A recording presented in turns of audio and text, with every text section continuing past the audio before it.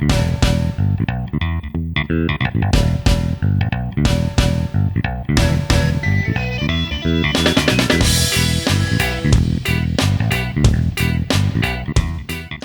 boys and girls. It is week 2 of the 2019 college football season.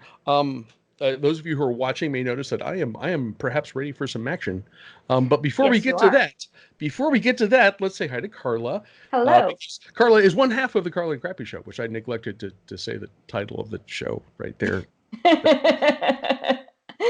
Welcome to the Carla and Crappy Show, friends. Thank you. Someone jumped in and did that for me because I think I remember after 8 years, but apparently. Whatever. Apparently not. We just we're still recovering from the 5-day weekend of college football. That's man, that was awesome. I mean, I had a cold last weekend, so I didn't like finish any of the night games. But it's enough, I stayed up and watched the first half, and I was like, oh, it's back. Oh, this is so great. Yeah. Right? Yeah. No, it was a great weekend. Some of the games were pretty lackluster, and it was weird and we didn't mention this last week on the show, but it was weird for the last 3 years. There have been just some amazing matchups in week 1, and this year we had some good matchups, but you didn't have the blockbusters. We get those this week. Yes, we do. Yes, we do. So it was a little bit. It was good, but it was a little bit underwhelming at times because I've gotten so used to the 2 top 10 teams playing each other in the first week. But it was still a good week of college football, and man, as I joked on Twitter, for those of you that were following along in our Twitter conversation, I went to bed on Saturday night saying, okay, that was a lot of fun, and I got everything wrong. Which, welcome to week 1, right? That's yeah. We're gonna make that a permanent part of the tagline that I say at the end. I think because if we are consistent about one thing, it is about being inconsistent. So.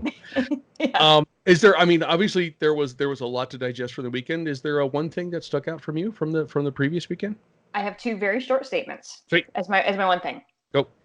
One thing, or first one thing. 1A. Jalen Hurts looks really great in a Sooner uniform. Holy cow! Yeah, the offense looks different, but no less frightening. Yes, exactly. We were watching that game. We were out. Ended up being out with friends later, watching that game because it was a holiday after all. So we didn't listen to any of that game. But man, every time I looked up, I was just like, just play after play after play, especially in that first half. I'm like, oof, that's scary. And if you're in the Big 12, you got to be, shaking your head a little bit. Like, what are we going to have to do to finally beat Oklahoma?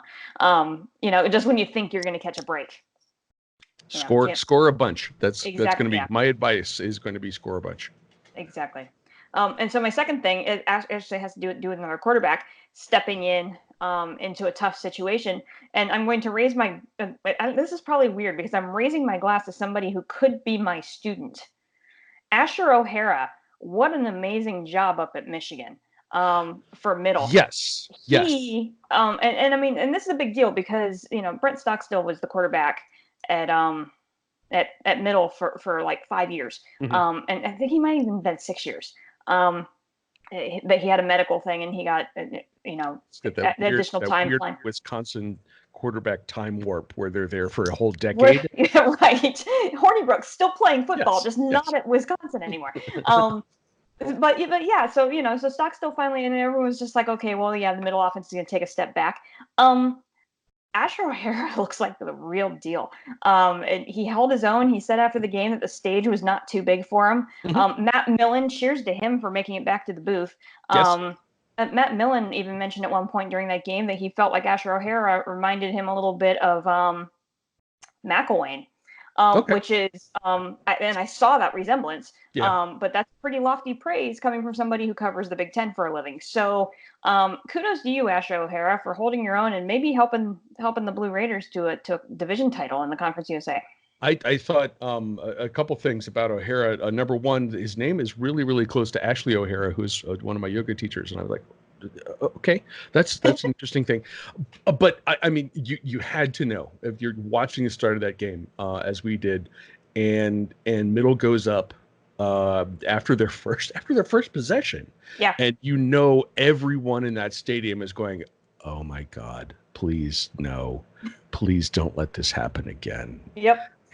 And your sense was no, it's not going to happen, but just sensing the shocked and Freudish discomfort of that moment was kind of fun. And they covered. That's a win for Middle. I mean, they covered. Yeah, absolutely. They did better than Vandy did against Georgia. Okay. You can't complain there. Yep. My one thing, I would need to apologize to the folks in Northwestern. Number one, the attention we paid to them on the show. I don't believe in jinxes or anything like that stuff, but it's, we talk them up a lot, and then they lose not one but two quarterbacks. Although Hunter, they have a week off this weekend, and they're going to be back for week 3, and it sounds like Hunter's going to be back, and lose their top running back. Man, it makes it tough to win a game on the road. Yeah. But the bigger thing was they got the ball back late with the opportunity to tie the game, and my father bet Kelly a nickel that Northwestern would score and tie the game and send it to overtime. Kelly took the bet, and as soon as they finished that verbal transaction, was when they drilled Northwestern's quarterback and that recovered the fumble for the end zone. And it's like, I think you owe Kelly $1 for that one, actually. So I still watch Northwestern. That's going to be a good football team. They're consistently good. Pat Fitzgerald is an excellent coach. It was a weird day for them, but I still think that's going to be a good football team, and I still think it's one that will contend for the Big Ten West. We also, I was watching Vandy, Georgia from just down the street, because we live on the same street as Vanderbilt Stadium. We're just about 5 miles out. And just about everybody I knew on my social media timelines was at that game, most of them wearing red for Georgia. And the one thing that, as I talked to everybody on Sunday morning when we were in church together on Sunday morning, was we found something to unite Vandy and Georgia fans. Yeah. Georgia State. Oh, well, yeah, okay. They were literally high-fiving each other walking into the stadium when they were going to go play each other because Tennessee lost. Yeah, that's sure. I can see that. That's just college football bringing people together, as it always has. Except when they hit each other. We do have, and this game, our first game is interesting, and then there are two more on the schedule that we're going to talk about that are legit. Holy crap, these are going to be amazing games. But 3 games we're going to take a look at for this week, and maybe brief mentions of a couple others. Starting at noon on Saturday, a game that I probably should be attending, but I'm not. And again, we'll get to that. This is a Cincinnati at number 5, Ohio State. Ohio State is favored by 16. I watched bits of Cincinnati beating UCLA last week, but I think that was on Thursday, and was pretty impressed. So I obviously I have thoughts about this game. But Carla, you go ahead. You take this one first. So I was at choir practice, so I didn't see much of that game. But I did say last week that I thought Cincinnati could beat UCLA, and Cincinnati beat UCLA, and actually fairly convincingly. That's a nice win for that program. And so you now have a team that's coming in with a bunch of confidence because they just knocked off a national opponent on a national stage, right? I mean, to beat a team with the caliber behind the name of UCLA, that's a big deal, and they've done it 2 years in a row now. So this is not something it's not a fluke. This is a team that can play with the big guys. Quarterback Desmond Ridder showed quite a bit of mettle in that game, and it's really funny, as I was reading some accounts of that game, he actually lost his voice in the first half of that game, so they went to the silent snap count for the entire rest of the game because he couldn't audibly call for the football. Wow, I did not know. I didn't either until I was reading game stories. I was like, that's really fascinating. So that's an interesting twist going into Ohio Stadium, where it's going to be real loud. It can be, yes. And some of that noise will come from UC fans who have the most obnoxious cheer in all of college sports, but effective because it annoys everybody. So kudos to them. And this is a short trip. This is 90 you can minutes. Almost throw. almost throw a football between Cincinnati and Columbus. Yes. I mean, really. Bearcat defense looked great. They were opportunistic. They held UCLA, a team that is known for running the football, to 62 yards rushing in that game.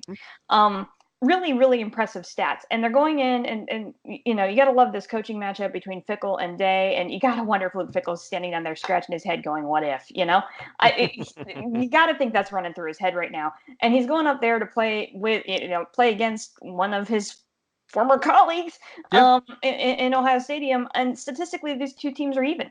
If you look at what they did last week against their opponents, they both put up 400 yards of offense. They both held their opponents to under 220 yards total offense. It looks like it's going to be really interesting. Of course, then you start looking at Ohio State and you realize, okay, hi, welcome to Columbus, Justin Fields, who had a pretty impressive opening at home. 4 touchdowns, not too shabby. As Bill Connolly said, 18 of 25 for 234 and 4 touchdowns. Yeah, that's not too bad. We'll take that. Yeah. And the defense looked really, really great. But you're playing FAU too, so you got a bigger test. I love the dynamics in this game. Yeah. Ohio State's going to win this game, but I'm going to go out on a limb here and say Cincy covers, because the line is 16. And I think Cincinnati can keep this game close. I still think Ohio State wins it by 2 scores, but maybe it's a 15-point game or a 13-point game. I really think Cincinnati can cover in this game on the road. This is a team that's ready to take the next step. Ohio State's going to win, maybe not without a couple of nail-biting moments, but that's where I see Saturday going in your horseshoe. Okay. The thing, watching a bit of the UCLA game last week, I was especially impressed with Cincinnati's defense. Really solid unit. And I would expect that from Luke Fickell. He's been a defensive guy and was a co-defensive coordinator under Tressel. And a longtime defensive coach under Tressel, co-defensive coordinator under Urban. They're not big, and that's going to be an issue for them later in the game, right? I think on Saturday.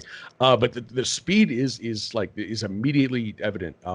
Collected 2 picks, 2 sacks against UCLA, and really kept that offense, the Bruins offense, off balance for the bits of the game that I saw.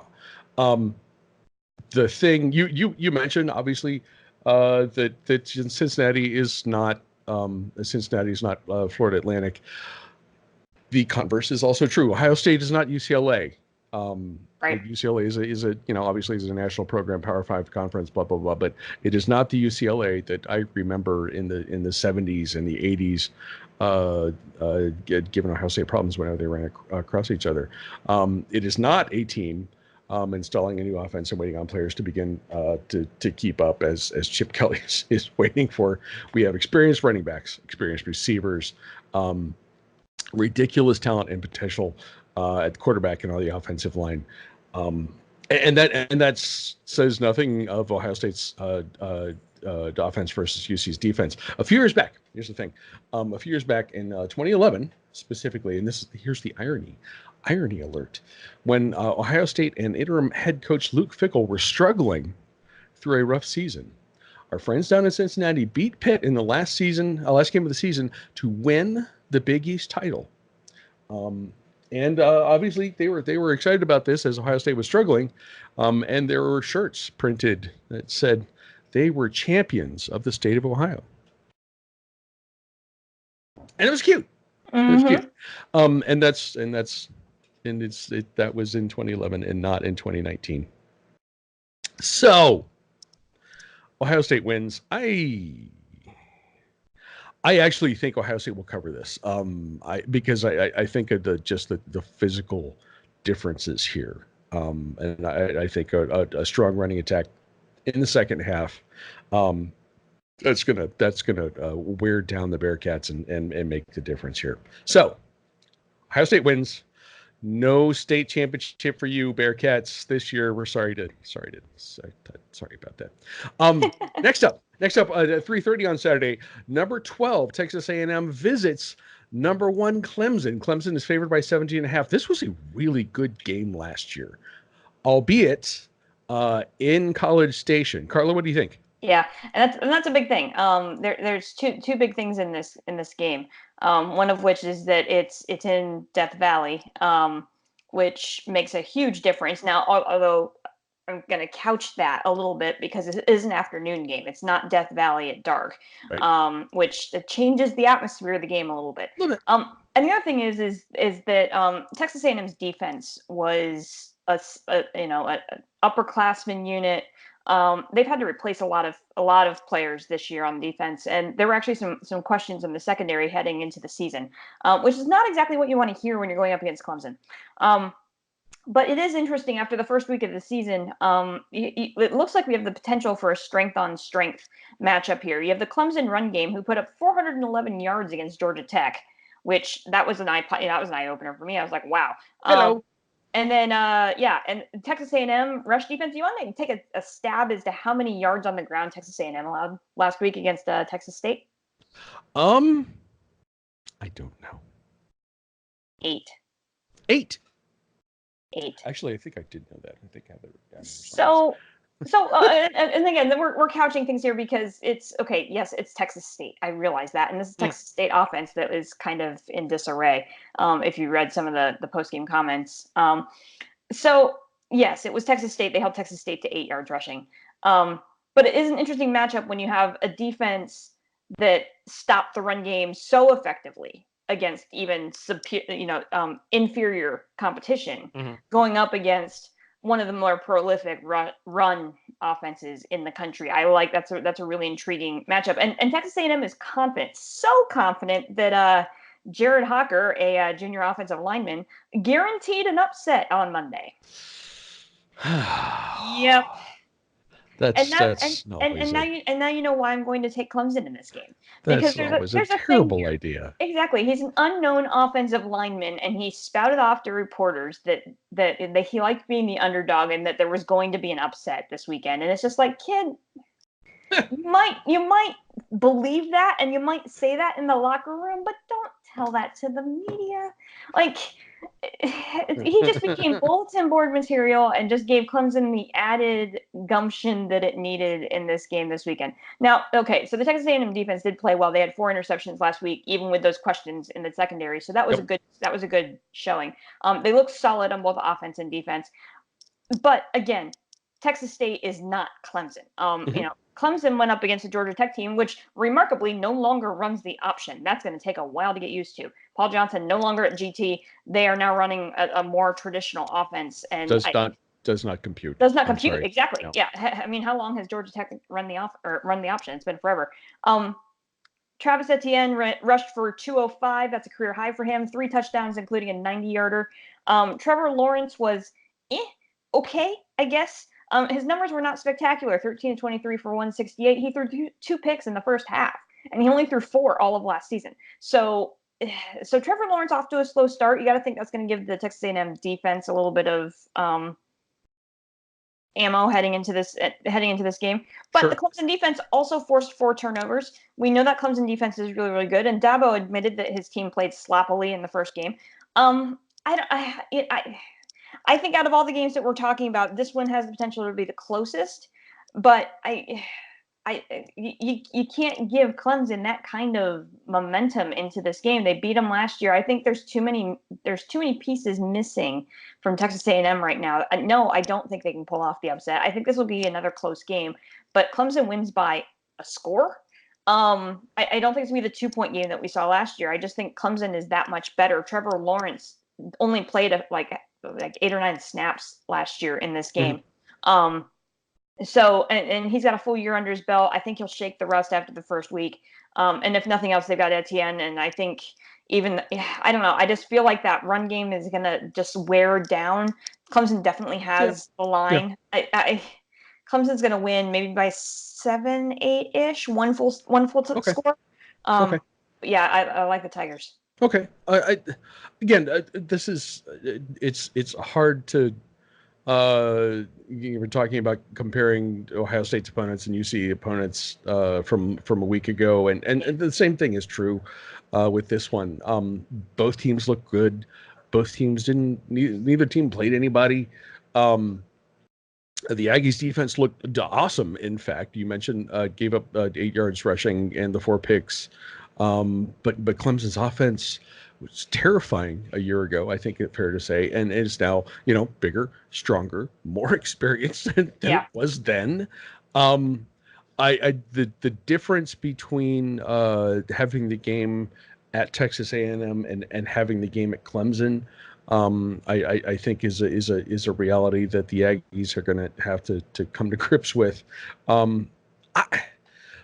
Clemson, and then as we mentioned last week, Clemson's schedule is front loaded. They are aware that this is the rough parts.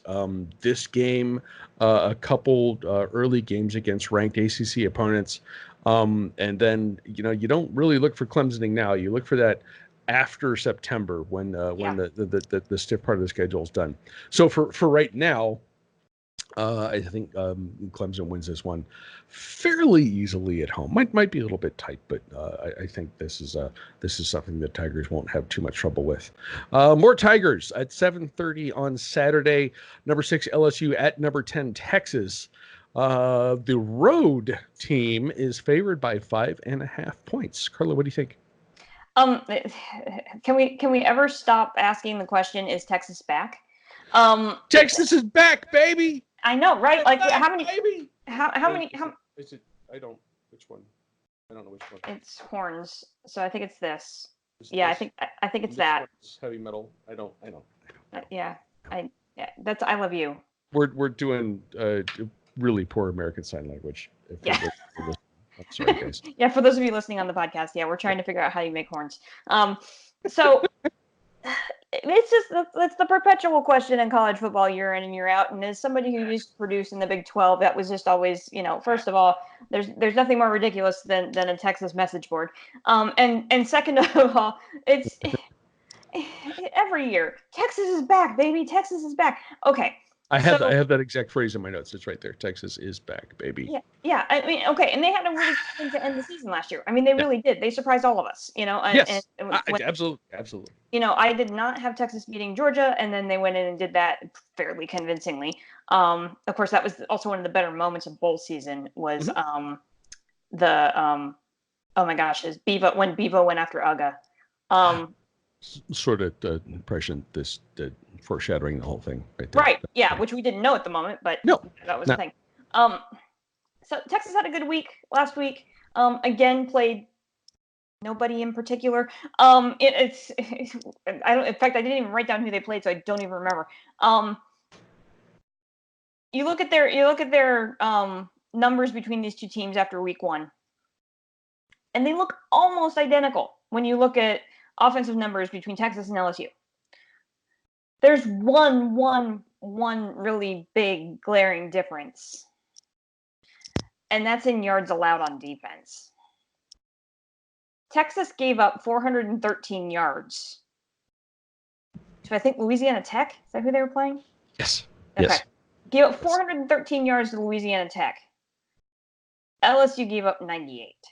Yes. That's a big difference. And I think it's going to be a huge difference in this game. And we have another one of those situations where we have the underdog claiming that it's back, going out and having T-shirts printed that the team wore in practice on Monday. And it's just like, okay, guys, really? Like, okay, go beat LSU and then get the T-shirts printed. Yeah. Right? Yeah. Like, wait one more week. Just one more week.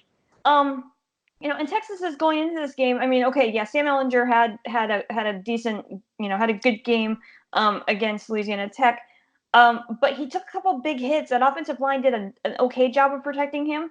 But again, this is a Louisiana Tech, defensive front, not an LSU defensive front. I don't know if you've looked at the sizes of LSU's defensive front. It's kind of scary, okay? But, what you were saying about UC and Ohio State is 100% true in this game as well. And they just went down. Texas went down another running back. Now, true, it wasn't the starter, but they just lost one of their backup running backs. He's out for a few weeks with an injury, so they're starting to be depleted at running back. Ehlinger still needs a little bit better protection, and we have another one of these things. We talked about this with Oklahoma last week. We have a Big 12 team that it can score a ton of points, but it can't stop anybody on defense. And that's going to be a problem when you have a defense that is still very questionable going up against an LSU team that just installed the spread offense with tempo. Yes. What? Yes. What? Yes. An SEC team, LSU, who ground and pound the football, running the spread offense with tempo? We used to when Alabama played LSU, we used to joke about the over under being 10. Right. So, right. so yeah, this is a significant change. And Joe Burrow put up 5 touchdowns in the first half and spent the second half on the bench because he was done for the day. I mean, like, where does this come from? It's just really fascinating that this is really working at LSU. And we talked about this last year when Burrow transferred down there, about whether or not that this style of quarterback play was going to work in an LSU offense. And we were skeptical at first, and then we saw him in the offense and went, okay, hold on, wait a second, maybe this is going to work. And it worked to a T this past weekend. Defense looked great and should improve. Michael Divinity Jr. didn't play last week for discipline reasons. He's a standout linebacker. They're getting him back. LSU wins this game and makes a statement about it. That's just what my gut is telling me on this. I love this LSU offense. Texas can't stop them. I don't think Texas can outscore them because of how good the LSU defense is. Right. LSU makes a statement in this game. I'm kind of feeling the same way. I mean, to recap some of the points you made, I'm going to call them my Bayou Burrows for the rest of the season, because I like that. As a closet LSU fan, both because of Joe Burrows being there and because of the Browns receivers core, I've got to have this connection with LSU this year that I'm going to appreciate. But spread offense against Georgia Southern looked spectacular. Burrow's 5 TDs in the first half. You mentioned that already.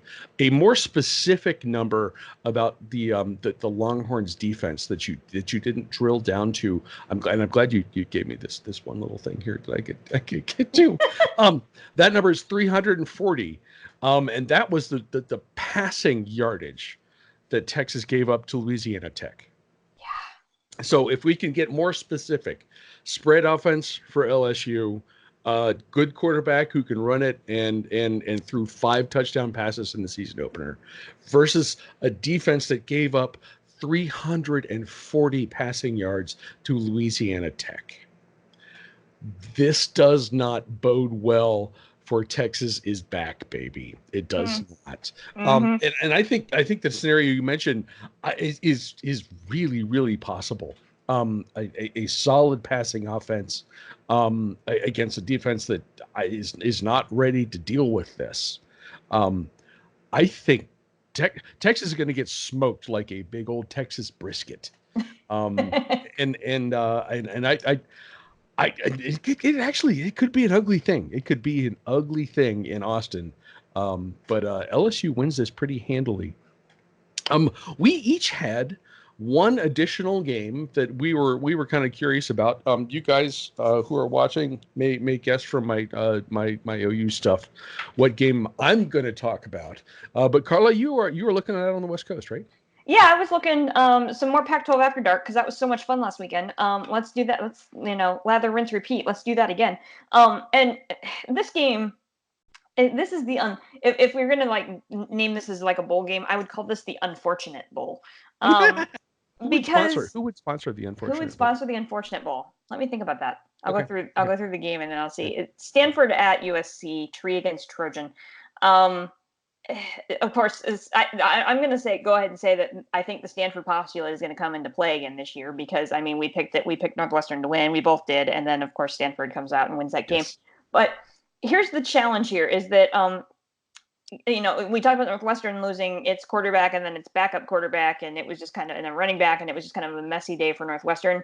It wasn't much better for Stanford. KJ Costello went out with an apparent concussion and some other injuries, and he's still questionable. David Shaw said that they would know, they would make a decision well before game time, so everybody would know if KJ was going to play this week or not. If not, Davis Mills, who came in backup against Northwestern, would take the play calling duties. He was adequate Mhm. against Northwestern. I mean, 50% completion percentage, like not impressive, but he did enough against a depleted Northwestern team. Here's the sad thing about this game. USC is sitting in the exact same boat. JT Daniels lost for the year with a torn ACL. Yep. And so USC is going to start a true freshman quarterback. Kadon Slovis will start in this game. Okay. So I'm calling this the unfortunate bowl because, KJ Costello versus JT Daniels would have been a heck of a matchup that it would have been worth staying up for. This could be a slogfest out, and this is not. This could be weird, but for completely different reasons than what we're used to things being weird when Pac-12 After Dark. This could be a very low scoring affair, grinded out, maybe weird turnovers and that kind of thing. Okay. I'm not even sure who wins. Maybe Stanford wins this game. I don't know. Stanford postulate means that USC probably should win this game, so Stanford will. And I don't know. I'm hoping I can stay awake to watch a little bit of this game. But that's a long day because we just rattled off. That's the nice thing about the games we picked. Yeah. No thumb flipping this week. They're all in consecutive order. Just park your rear end in front of the TV and just watch them straight through. You're welcome. Yeah. Tree. Sure. It's gonna be a slugfest. I think I would go with Stanford in that one. It just they actually Stanford's defense did play well against Northwestern, and SC just feels like it's a mess. I don't, and even bigger mess now that they have the kids starting at quarterback. So we will see. You may have noticed I've foregone my usual scarlet and gray attire for something greener. And that is on account of we're going to see our High University Bobcats play a game against Pitt. The kickoff of this game is at 11 o'clock in the morning. It's like, welcome to Central Time. Oh, well, it's and it's the ACC network, and God, you don't know what you're doing here. But anyway, my own newspaper that I work for began its previews of this week's game by pointing out Mark Whipple, who is Pitt's new offensive coordinator, who had been the head coach at UMass the last 2 seasons. His offenses have put up 50 and 42 points respectively in the last 2 seasons against Ohio University. What the story does not say, though, is that both of those games were wins for the Bobcats. So I mean, they were. It is ridiculous as it sounds. The over/under. I don't know what the over/unders were for their game, but the totals were point totals were in the 90s for both. Now, I'm assuming that Pitt's defense is going to be a bit better than UMass's. So okay, that's I will grant you that. But the thing that's really interesting about this is that Pitt's game next weekend is Penn State, and actually, if I remember correctly, the last Penn State game for the foreseeable future. Right. Because there's not another one scheduled after we've finished this short home and home. And this feels like a total trap game for Pitt. Lost to Virginia, easy MAC school. I mean, come on. Really, really, really, our biggest non-conference game that we're going to have for several years is next week. And I'll tell you right now, I'm going to write this down, boys and girls. The Bobcats are going to go into the Mustard Bowl and beat the Pitt Panthers on Saturday. So take that to the bank. Yes? I would say, as somebody who has both an affinity for Maction and strongly dislikes Pitt, yes, I am firmly on your bandwagon this weekend. You were on my bandwagon last weekend for my Blue Raiders. Yes. I am firmly on your bandwagon this weekend for the Bobcats. Bleed green is the hashtag. Bleed green? Bleed green Got is the hashtag. Writing that down. All right, guys, you can find the Carla and Crappy Show on iTunes, Stitcher, TuneIn, and now on Spotify. Woo! As well as a variety of other podcasting services. You can also watch us babble and see my glorious Ohio University Maction shirt. If you find us on YouTube and our Facebook page, if you dig the show, please rate and review. If you don't, mind your own damn business. And as always, come back next week to find out exactly how wrong we were. Carla, any final thoughts? It's finally, I feel like we finally have a couple of really good games here this weekend that I'm really looking forward to. It's gonna be a challenge because we're starting the moving process this weekend. So I don't know, and that's the worst part. Like Penn State's next weekend, and like we move next weekend, and it's just like we'll figure it out. You know, that's been my motto for this entire semester with my students and everything. It's just you know what, we'll figure it out. I don't know how it's gonna work. We're gonna figure it out. It's gonna College be fun. football, gonna figure it out. All shall be well. And yeah, enjoy the football this weekend. There's gonna be some stellar games. Okay, this is next week's show. I expect is when Carla will be FaceTiming from the like a McDonald's drive-thru or something. Yes. And it for 5 minutes, I'm gonna we like this. You like these guys? Yes. Good. There we go. I'm just gonna send you pictures. I'm just gonna write my notes and take pictures of them and send them to you. Okay. I'll just read stuff. That'll be fine. That's basically what it'll be the Crappy and Crappy Show for 1 week. Oh man.